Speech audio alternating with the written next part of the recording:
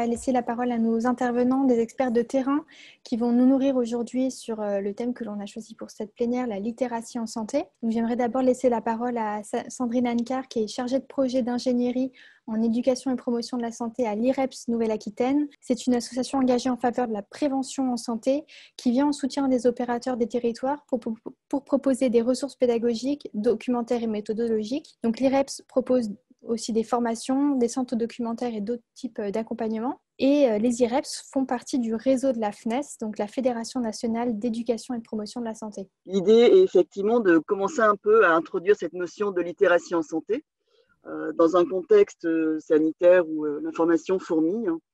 Donc la littératie en santé, on en parle depuis maintenant une petite dizaine d'années en France. Donc quand on parle de littératie en santé, on questionne déjà l'information pour la santé. Ça concerne aussi bien alors, ce qu'on appelle les déterminants de la santé, toutes les informations qui vont me permettre de me sentir bien. Quand on parle d'information pour la santé, on parle également de tout ce qui va être sur les systèmes de santé, la sécurité sociale. Et comment est-ce que je navigue dans ça, comment je comprends l'ouverture de mes droits, par exemple. Quand on parle d'information pour la santé, c'est aussi comment je vais protéger ma santé. Par exemple, quelle alimentation pour bien me nourrir, comment me protéger du soleil, comment éviter les accidents du travail, les accidents domestiques.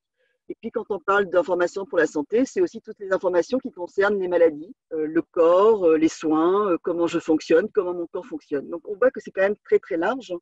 Et pour nous parler de l'information pour la santé, eh bien, il y a une multitude de personnes qui peuvent nous en parler. Donc, les professionnels de santé, du social, comme les éducateurs sociaux, par exemple, mais également tout ce qui est la famille, les amis, les collègues. Donc, il y a plein de moments dans la vie de tous les jours où on va parler de la santé avec des personnes qui ne sont pas des professionnels. Mais il y a également tout ce qu'on appelle les influenceurs ou les leaders d'opinion, c'est-à-dire les youtubeurs, par exemple, les stars du cinéma, du sport, qui des fois vont nous parler aussi de santé.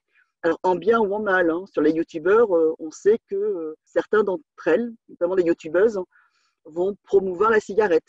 Donc, on est sur une forme de publicité un petit peu cachée. Ce sont des personnes qui ont beaucoup d'influence. La publicité nous parle de la santé, que ce soit pour l'activité physique, que ce soit pour le bien dormir, et puis les personnes qui elles-mêmes ont vécu des maladies, par exemple, qui vont pouvoir nous en parler, leur expérience, etc. Donc, on voit qu'il y a une multitude de sujets qui sont concernés par la santé et qui peuvent être passés par une multitude de personnes et qu'on trouve plein de canaux, on trouve la santé, l'information concernée dans plein d'endroits, à la télévision, dans les interactions individuelles, dans les brochures.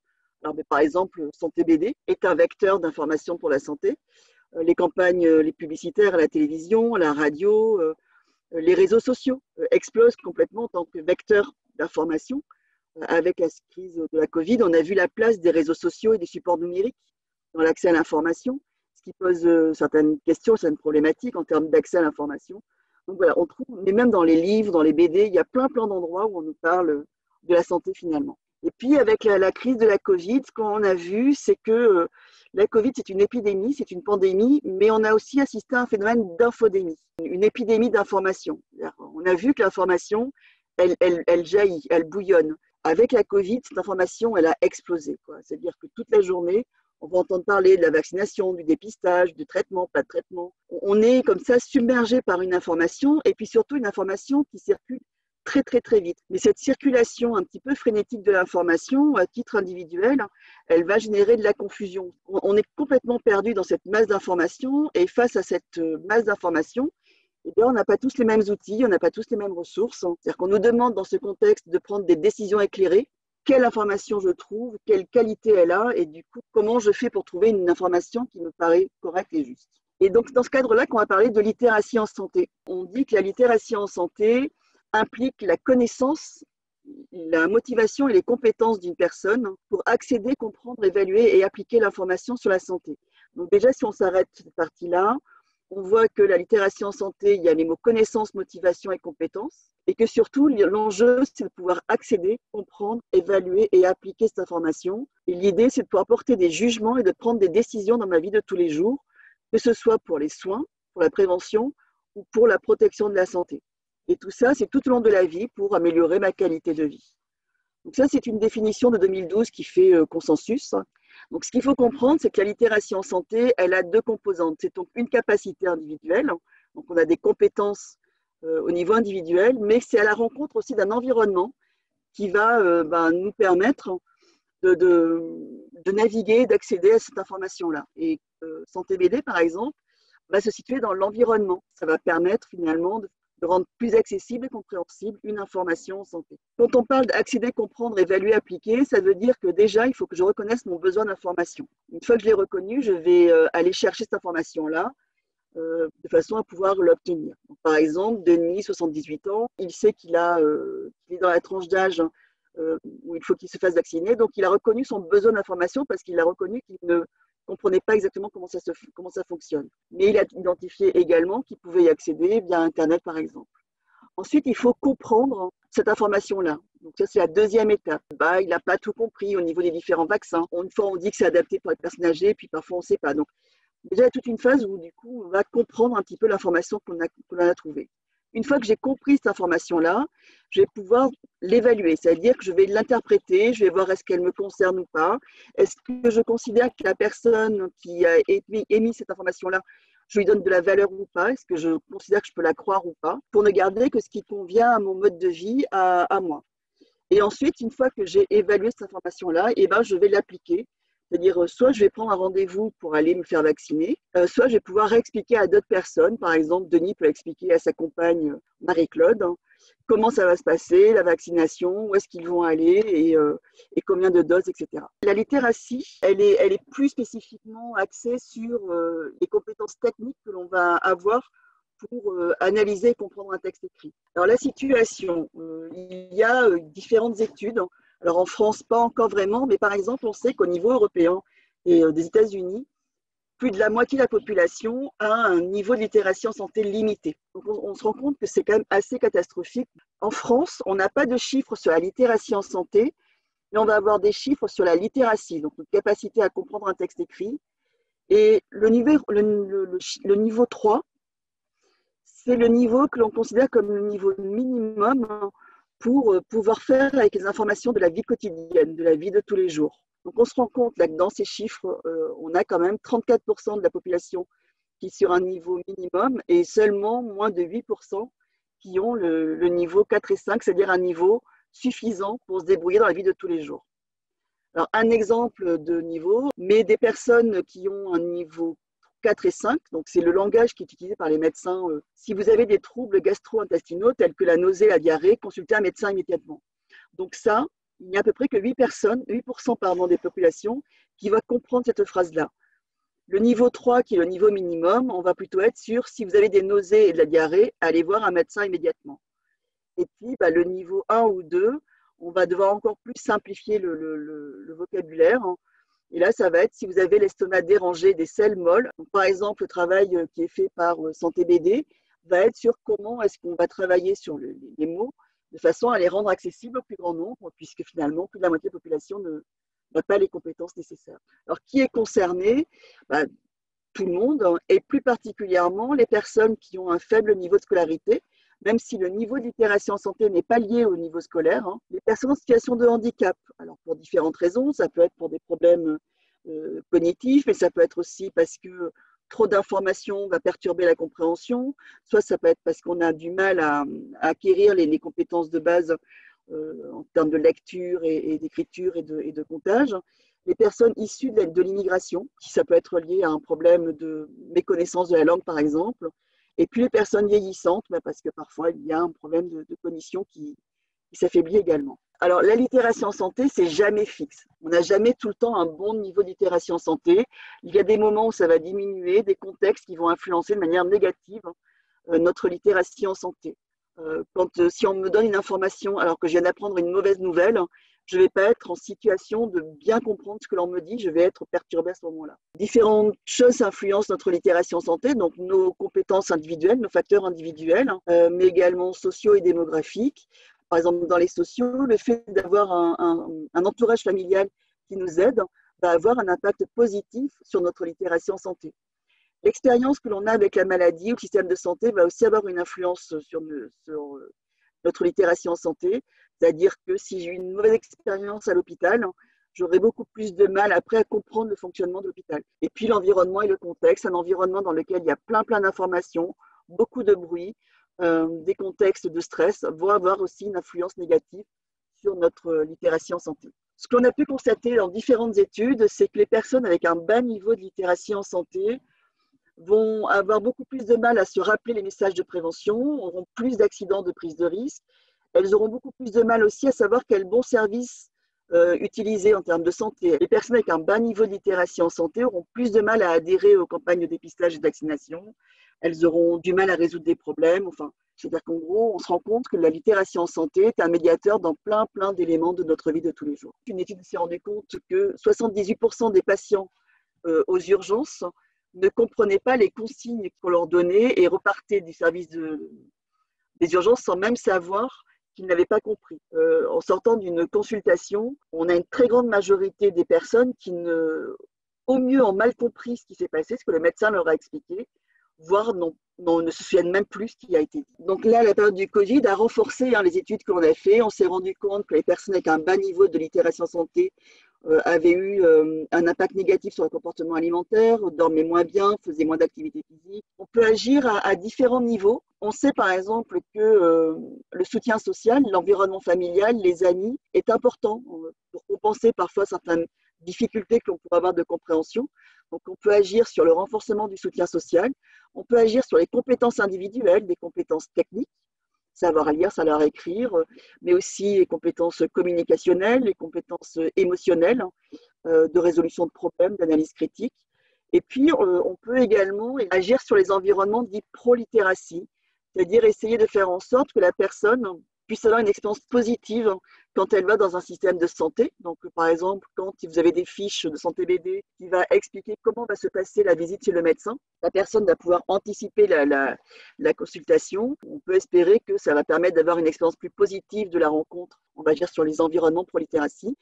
Et c'est aussi sur la manière dont on peut simplifier certains documents ou rendre accessible l'information. Pour agir, donc il faut vraiment agir sur les doubles composantes de la littératie en santé qui sont nos compétences et nos attitudes individuelles, donc à travers des programmes d'éducation pour la santé. On peut aussi du coup compenser le faible niveau de littératie en santé des personnes en adaptant les supports de communication. Et puis on peut agir au niveau des organisations de façon à réfléchir sur la posture des professionnels, comment est-ce que dans la communication, je vais prendre en compte la littératie des personnes en face de moi sans que ça se voit sur la figure des personnes.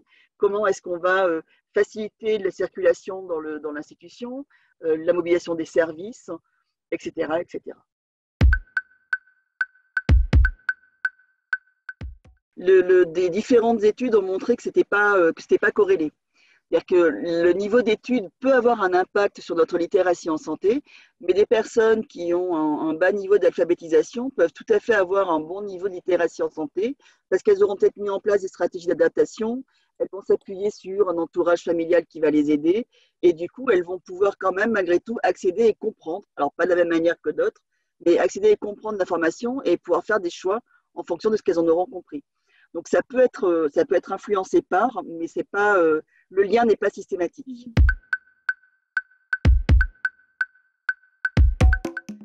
Alors effectivement, au niveau des professionnels de santé, ce qui est recommandé, c'est de pouvoir vraiment travailler déjà sur sa communication orale et de comment on va choisir les mots pour communiquer. Donc on peut très bien faire des formations sur les postures dans la communication.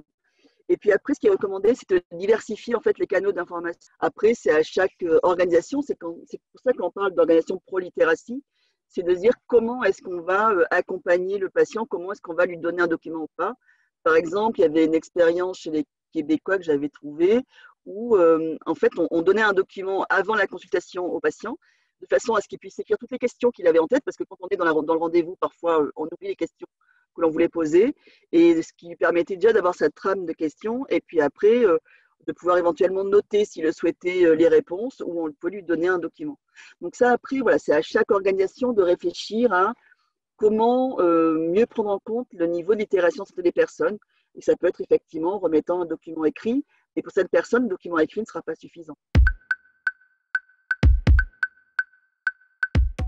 La communication alternative recouvre à la fois tous les outils, dont Santé BD, qui sont destinés à améliorer la compréhension et donc l'information, à comprendre l'information, à la traiter, l'information.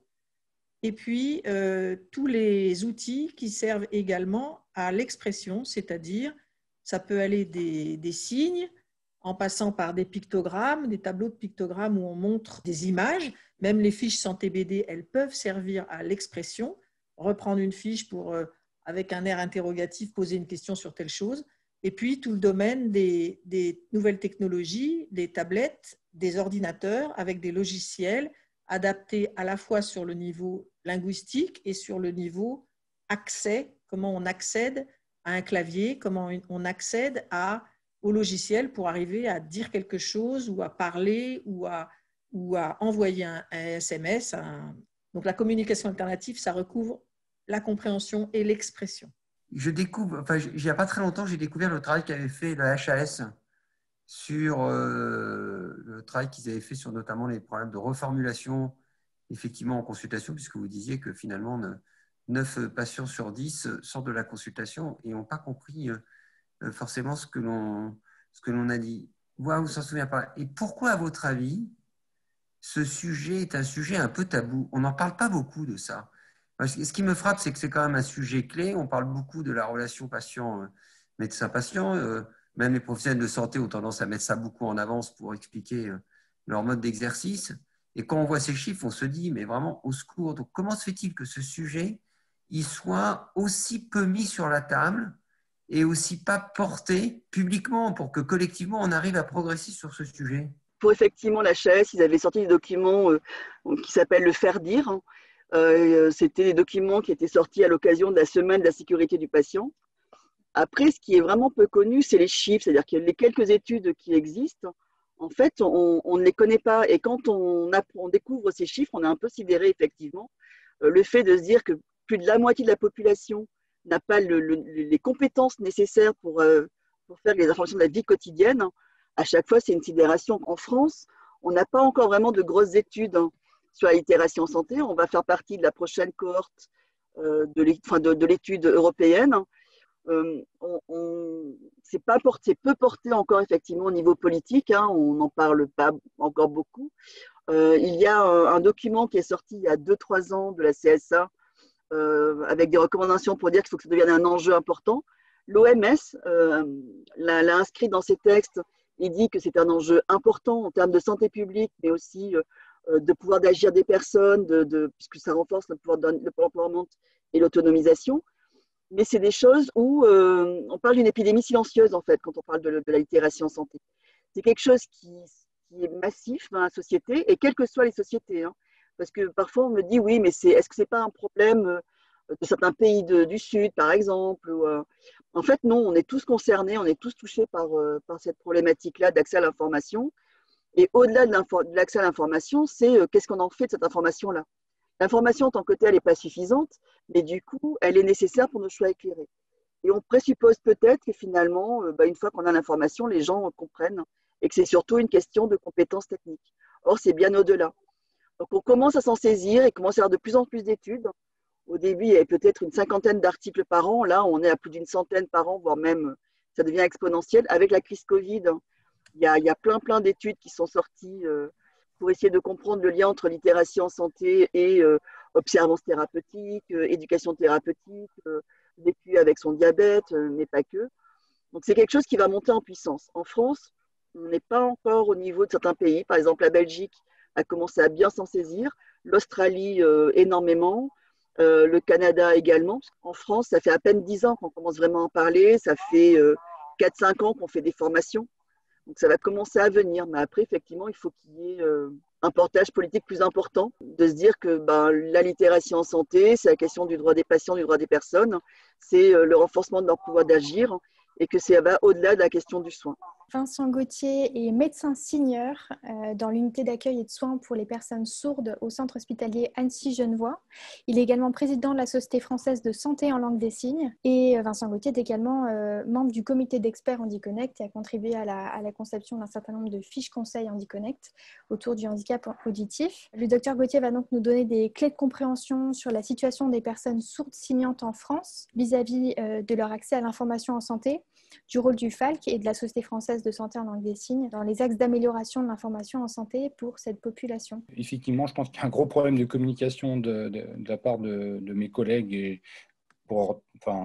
potentiellement aussi du mien quand je suis en consultation. Et je pense qu'il n'y a pas de formation initiale pendant les études sur plein de choses. La prise en charge de personnes en situation de handicap, comment bien communiquer. Il y a quelques universités qui font des choses comme ça, mais c'est très axé sur de la théorie et sur l'anatomie, la physiologie, les maladies. La simulation est développée maintenant pour apprendre à communiquer des informations douloureuses, l'annonce d'un décès, des choses comme ça, mais ça ne fait pas partie des choses que, en tout cas, ma génération avait. Alors, en ce qui concerne les sourds et la population sourde signante, donc il y a des vrais enjeux là-dessus. Ce qu'il faut comprendre, c'est que en France, il y a à peu près, selon les chiffres, 5 à 7 millions de malentendants, sourds ou devenus sourds.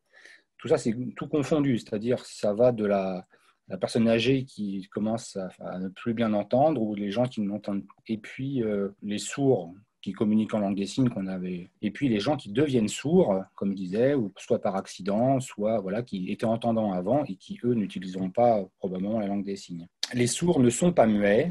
On a pour habitude, souvent ça traîne encore dans la façon de les présenter, les sourds muets.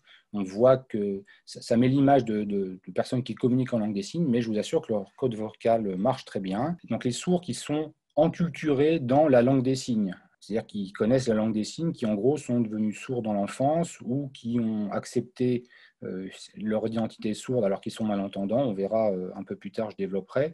Mais ce qu'il faut comprendre, c'est que pour communiquer et pour avoir accès après à l'information, et pourquoi la langue des signes est importante, c'est qu'il y a une identité sourde avec une culture, la lutte pour faire reconnaître la langue des signes en France, il y a une histoire et une langue commune, et tout ça, ça fait une communauté. Pas de stats clairs, on ne peut pas faire des stats, vous savez, ethniques ou sur le handicap, choses comme ça. Quand on demande à la MDPH, on sait combien de personnes sont handicapées, mais savoir si c'est des gens qui sont aveugles ou sourds, c'est assez compliqué. Sur l'identité sourde, des gens qui se reconnaissent comme sourds et c'est sourds-signants, ça va de 120 000 à 500 000. Un chiffre qui était proposé en 2008, qui date un peu, mais c'est compliqué d'en retrouver d'autres. Vous savez que Surdie Info nous informe qu'en 2008, il y avait environ 283 000 personnes qui utilisaient la langue des signes en France. Maintenant, en discutant avec d'autres collègues, on annonce parfois le chiffre jusqu'à 400 000 personnes. Malgré tout, sur les plus de 65 millions français, c'est quand même une toute petite minorité. Chaque pays a bien sa propre langue des signes. Elle colle à la culture du pays et certains signes sont adaptés selon les usages.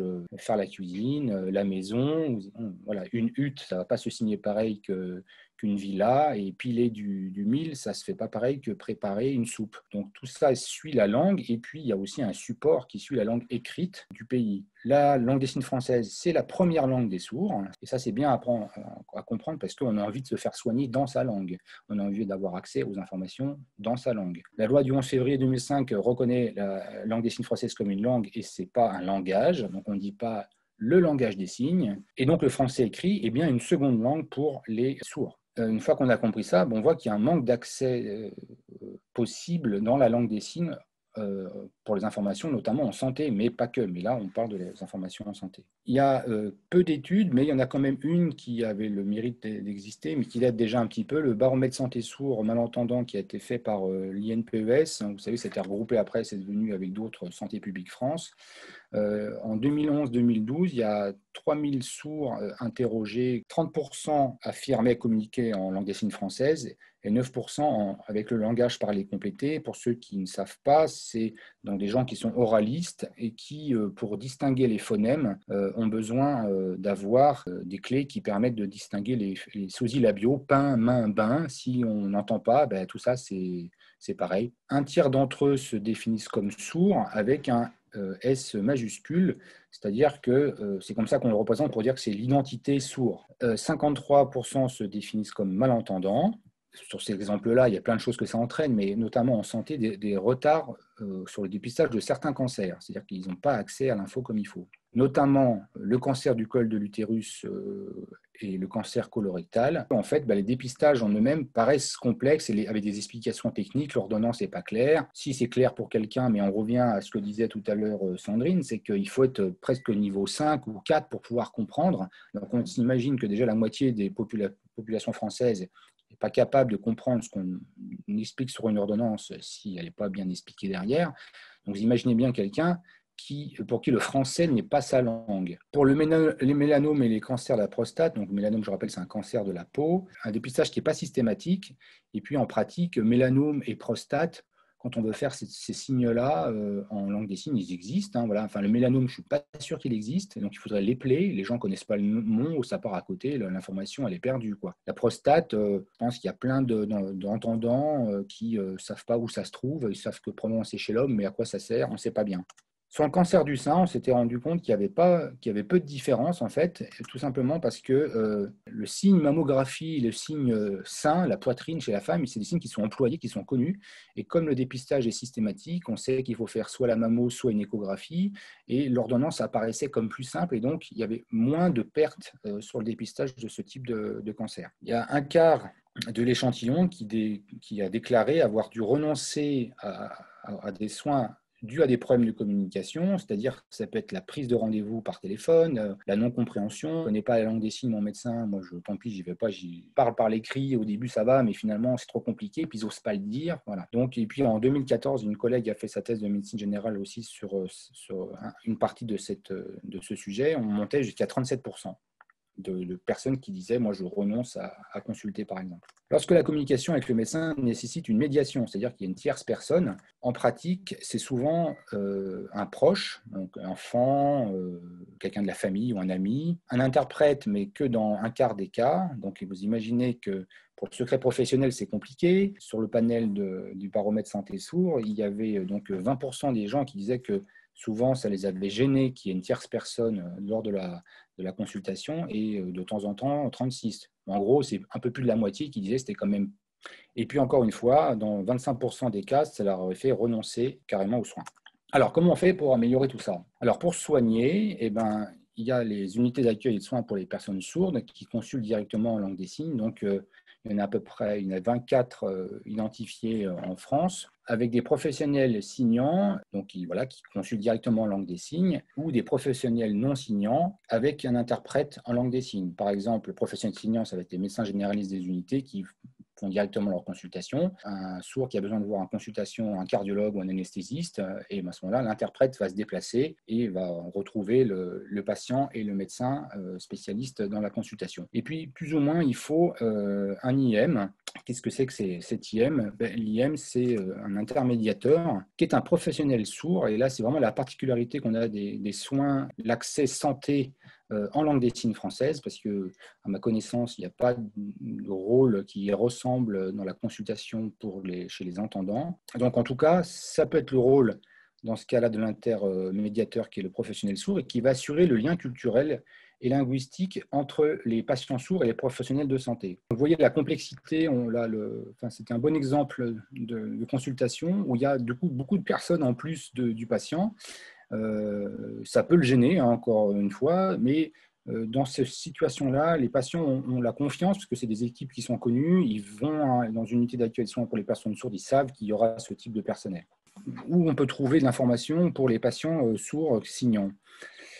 Alors, les informations officielles, il y a énormément de supports écrits, j'ai encore fait le tour, il y a plein de choses qui sont très très bien sur Santé publique France, sur la Caisse nationale d'assurance maladie, mais c'est tout des supports écrits en français.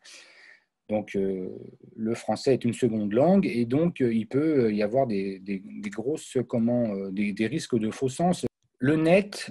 Alors, il y a plein de choses très bien et il y a plein de choses qui ne sont pas bien. Les gens regardent énormément Internet et pas que les sourds, hein, ils n'ont pas l'expertise pour pouvoir vérifier les sources et puis surtout comprendre de quoi il s'agit. Il y a beaucoup de gens qui se plaignent sur le net, donc quand on voit des blogs, des choses comme ça, c'est pas fiable. Tout à l'heure, Sandrine parlait des influenceurs et YouTube, c'est exactement ça. C'est-à-dire qu'on trouve plein de choses, y compris des choses en langue des signes, sauf qu'il n'y a pas de choses qui sont vérifiées. En tout cas, il faut avoir une expertise pour savoir que ce qui est dit est fiable et juste. Voilà, les sources, la fiabilité, c'est quand même un problème, mais de façon générale sur Internet. Des choses qui sont plus validées, on va dire, donc j'en parlais, c'est les vidéos que font certaines unités en France. Il y a des médias pour lesquels on commence à avoir des choses qui sont claires, des journalistes, par exemple, j'en cite qu'un, mais il y en a d'autres, un Mediapie notamment, qui est sur abonnement. Et puis, on a vu apparaître de plus en plus avec le coronavirus les petits encarts avec la LSF qui est fait dans les spots de télévisuels pour les préventions.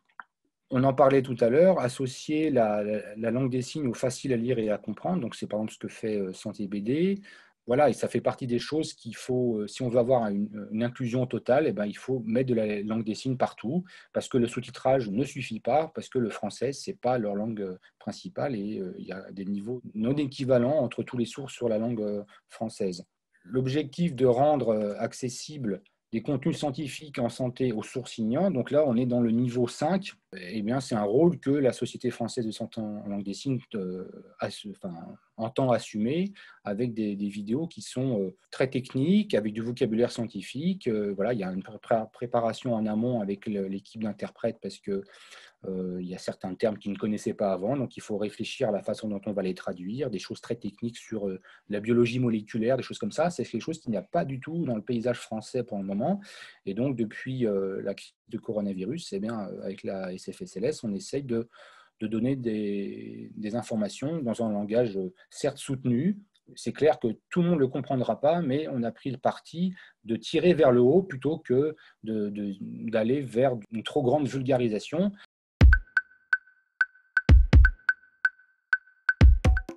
Alors, les intermédiateurs, c'est une denrée rare et on les trouve, à ma connaissance, uniquement dans les unités d'accueil et soins pour les personnes sourdes. En santé, on trouve, dans les unités, on les trouvera. Il y a des associations d'intermédiation et d'interprètes sur les départements qui peuvent proposer une intermédiation. Ça va souvent être des intermédiateurs qui vont aider à la compréhension de documents administratifs sur le social, les impôts, voilà. Mais pour la santé, en général, ça se retrouve au sein des unités. Est-ce qu'il y a quelque part la liste de ces unités-là ? Je vous engage vraiment à y aller, c'est sfsls.org. Vous trouverez, je pense, toutes les informations dont vous avez besoin, avec un annuaire interactif des unités en France. Selon votre positionnement, vous tapez l'adresse où vous êtes, ça vous dit quelle est la plus proche. Si vous voulez créer une unité d'accueil et de soins pour les personnes sourdes dans votre structure hospitalière, ce n'est pas encore le cas, il y a un guide pour pouvoir donner à votre direction.